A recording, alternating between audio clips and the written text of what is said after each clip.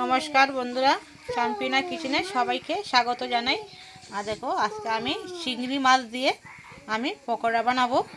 আর চিংড়ি মাছ দেখো এখানে আমি রেখেছি অনেকগুলো চিংড়ি মাছ। তো চিংড়ি মাছে আমি দিয়েছি, দেখো এখানে দিয়েছি পেঁয়াজ, লবণ, বেসন, হলুদ, জিরা। তো এইগুলো দিয়ে আমি আবার মেখে নেব ভালো করে। আর কড়াইতে দিয়ে দিয়েছি তেল, রিফাইন তেল। দেখো আমি পকোড়াগুলো দিয়ে দিয়েছি, একটু বড় বড় করে দিয়ে দিয়েছি। এবার আমি উল্টে দেবো। দেখো পকোড়াগুলো কিন্তু ভালো করে আমি ভেজে নিচ্ছি।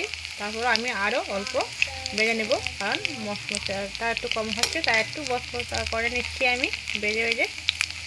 কম আছে বাঁচতে হবে একদম। তো তোমাদের খাওয়া ভালো লাগে রেসিপিটা অবশ্যই আমাকে কমেন্টে জানিও। আর আমার তো ভীষণ ভালো লাগে এর মধ্যে চিংড়ি মাছ দিয়ে। ঠান্ডার সিজনে এগুলা খেতে অনেক ভালো লাগে বন্ধুরা।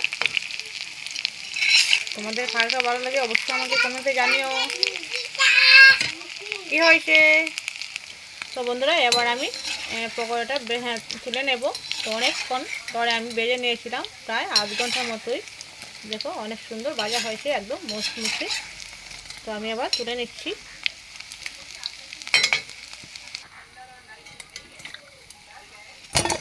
দেখো একদম মশমশে হয়েছে। তো পকোড়াগুলো কিন্তু আমি অনেক বড় বড় করে বানিয়েছি। দোকানে বেচলে ওরা কিন্তু একটাই 5 টাকা করে নিয়ে বেচবে। তো দেখো 5 টাকা করে হলে কিন্তু বন্ধুরা আমি অনেকগুলো পকোড়া বানিয়েছি। এবার আমি দিয়ে দেবো, আরও রয়ে গেছে এগুলা ভেজে নেব। তো দেখো বন্ধুরা আমি এদিকে দিয়ে দিয়েছি। আমি এইভাবে সম্পূর্ণ পকোড়াগুলো ভেজে নেব। আর দেখো এখান তো ভেজে রেখেছি। তো তোমাদের কেমন লেগেছে বন্ধুরা অবশ্যই আমাকে কমেন্টে জানিও। সবাইকে নমস্কার, সবাই ভালো দেখো। প্লিজ সবাই আমার চ্যানেলটাকে সাবস্ক্রাইব লাইক অবশ্যই করিও।